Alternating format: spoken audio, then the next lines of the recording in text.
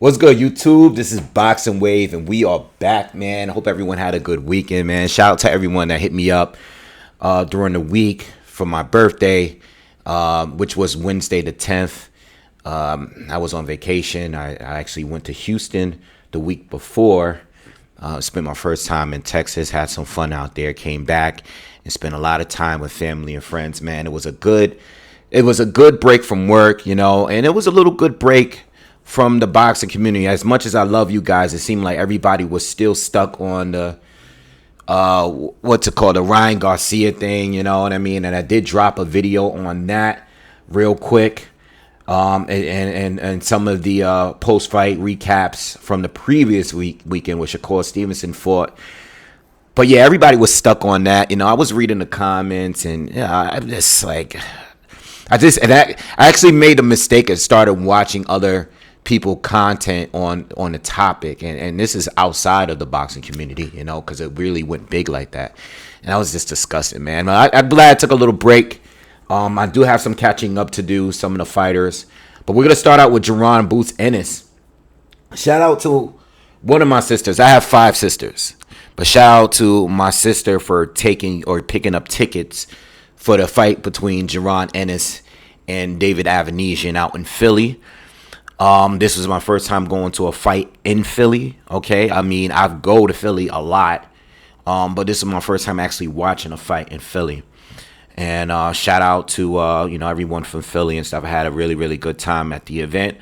And this beat some 40+ year record of what ticket sales and attendance and a Philly fight. All right, which is big. And there were other fighters that are from Philly that had names and that were big too, but I'm talking about like a lot of these fighters were fighting in Vegas. A lot of these fighters, like Bernard Hopkins, guys like him was fighting in New York, fighting in Vegas. A lot of Philly fighters, even when like the Barclays first started, Danny Garcia was fighting in the Barclays all the time. So a lot of fighters that are from other cities would come to New York, or they would go to Vegas to fight.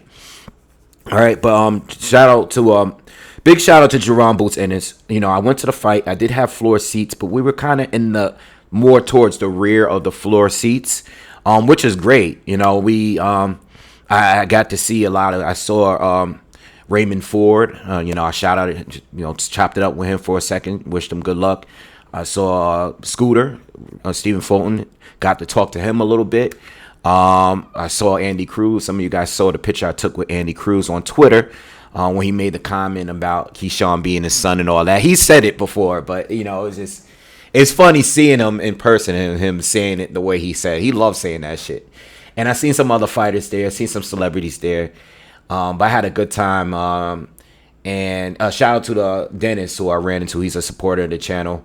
I ran into him, got to chop it up with him there. So my experience at the fight, before we get into the recap, my experience at the fight, the Wells Fargo, from what I'm understanding, is like the biggest indoor arena in Philadelphia. All right, I believe they had 14,000 in attendance.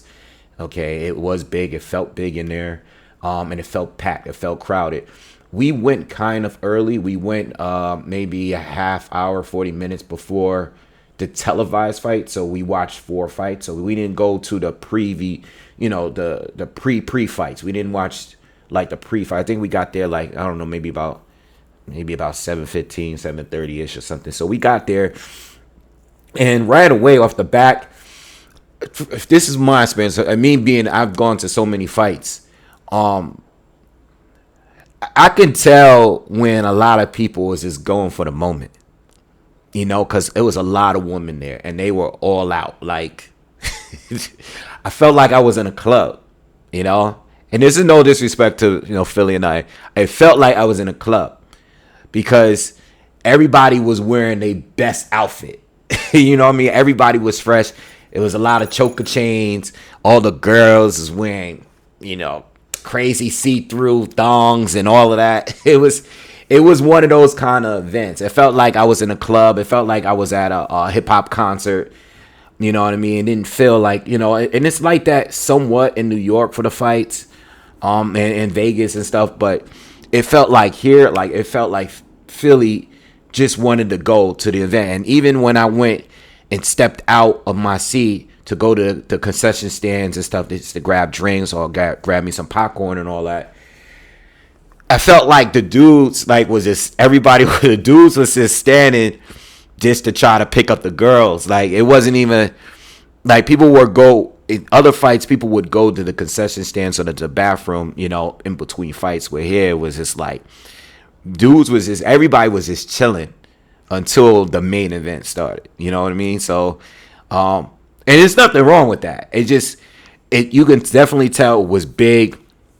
And I think that Jaron Ennis should have more fights here. I think Eddie did a good job. I think first of all, I'm glad that he went to Eddie Hearn. You know, I think Eddie Hearn making all the connections right now, especially with Turki Al-Sheikh, getting, you know, doing work with Ben Shalom and Frank Warren and all of his rivals. And I just think he's the only true promoter right now. You know, I think a lot of promoters, yeah, they're making the fights happen.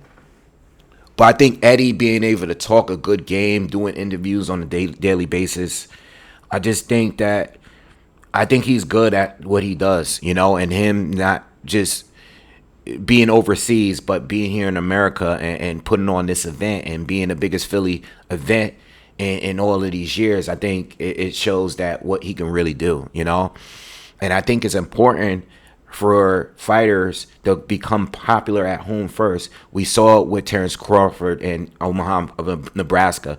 We seeing it now with Jaron Ennis. You know, they were trying to do it with Shakur Stevenson, and he has his fan base in Newark, but you know, people are not really happy with the way he's been performing. You know, I felt like in the Yoshino fight last year that I went to, I thought it was good. You know, I don't think it was as packed and as electric in the crowd as that fight was with Yoshino last year in Newark at the Prudential Center. But I felt like, you know, they were doing the right thing and having his fights in Newark and let him get big out there. But I think, you know, I said this years ago when Guillermo Rigondeaux was having a hard time, especially with him being with Top Rank and the comments that Bob Arum said about him being boring and stuff like that. I just think that certain fighters need to build up a following and a crowd and get people to come out where they're most likely willing to come out and support. You know, I think the Cuban fighters like a Guillermo Rigondeaux, Rigo should have been having more fights in Miami.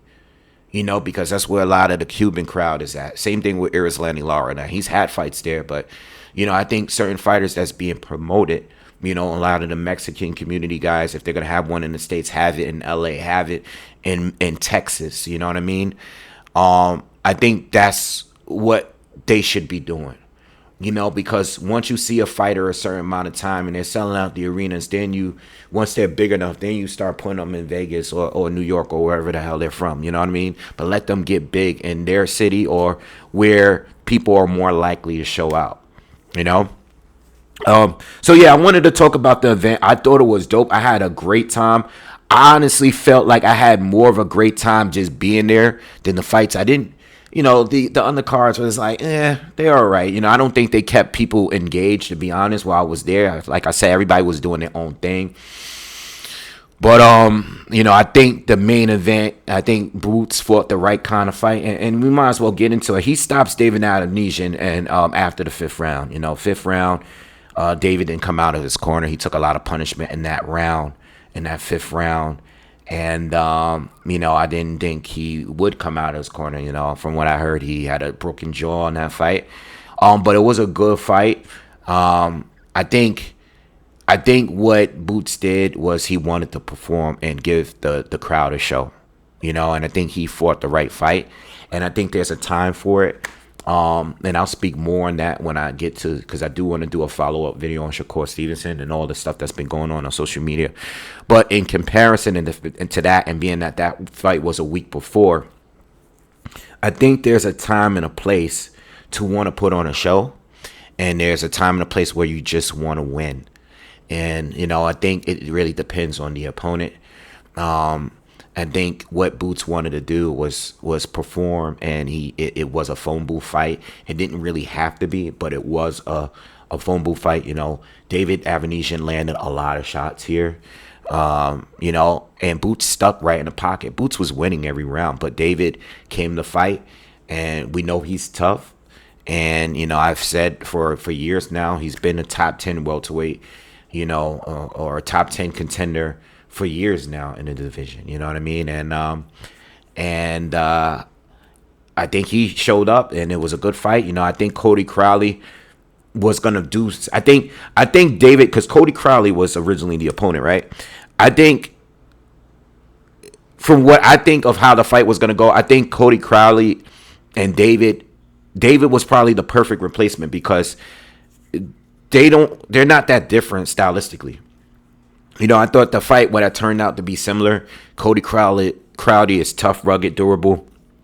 He's not a highly textbook, slick fight or anything like that. It would have turned into a fight where Cody would have probably been coming forward. Boots would have been welcoming him coming forward and engaging with him. And I think it would have been the same kind of fight. You know what I mean? So I think David was a good opponent. I don't think there's many options left at the welterweight division. You have Mario Barrios, you have Cody Crowley, you have who else is there? I mean, damn, it's Brian Norman Jr. It's just not that many guys left. Stan Jonas. Bud moved up. Bud moved up. Spencer's moving up. Guys retired. It's not much left. It's not much left there. All right, so I think the fight was good. In comparison to the Terrence Crawford fight, it was a completely different fight. You got to remember the way Crawford is like a guy that, depending on the opponent, he's going to fight a different way.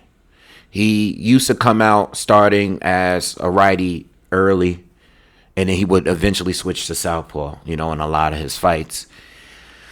I think we all realize that he's a southpaw. You know what I mean? He's better as a southpaw. It's clear to us now. But there were other fights where he would come out very aggressive. He was like that with Eggy Kavalaskis. He was like that with Amir Khan. And then there's another level where I think where he came out against Spence, where he came out and he was being serious from jump. Not like aggressive, but you can tell in the Spence fight that his demeanor was different. It wasn't like overly aggressive, but he wasn't like playing with his food like he did against Avanesyan. In the Crawford Avanesyan fight, he's moving, he's fighting on the back foot, he's just using that lead hand to stay in control of the fight, not really throwing that many, he's throwing jabs, but there's no real intent there. He's just leaving it out there. He's not throwing many power shots. He's just waiting for the right shot. So he's like playing with his food. I've seen him do that with Sean Porter. I've seen him do it against Felix, who's the Dominican fighter, the gold medalist, Felix. I forgot his last name. But anyway, you guys get the point. There are fights where he's coming out aggressive. There are fights where he's kind of playing with his food, and it wasn't like this fight. Whereas Boots was throwing power shots, heavy shots early, and a lot of them didn't really connect because Avanesyan was fighting out of high guard. A lot of them was blocked, but it was a good fight. It was a good fight, and you had a low blow, the very hard low blow, which wasn't Boots' fault. You can see as early, as soon as it happened, his head got pulled down. He was already committed to throwing, I think it was a right hand, and he threw it too low because his head was being pulled down. And right away, you can tell in his body he was trying to explain to the ref what happened there. It actually happened again, because not with the low blow, but him getting his head pulled down.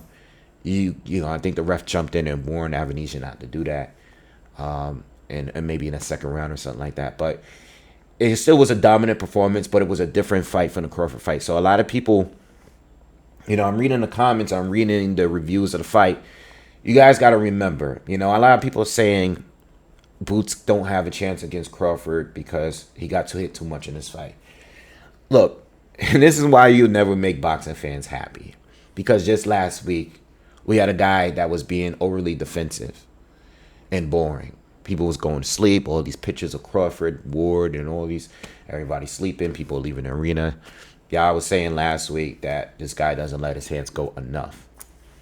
This week, you're saying the guy gets hit too much. It's crazy. It's ironic you guys are saying that because I've heard that with Bud Crawford too.